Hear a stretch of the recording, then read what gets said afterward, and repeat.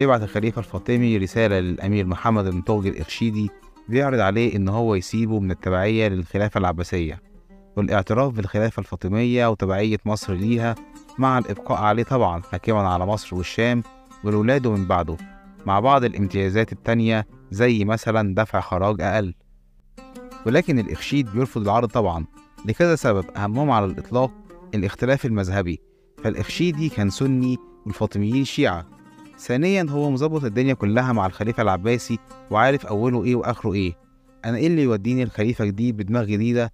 لأ، خليني زي ما أنا أحسن طبعا.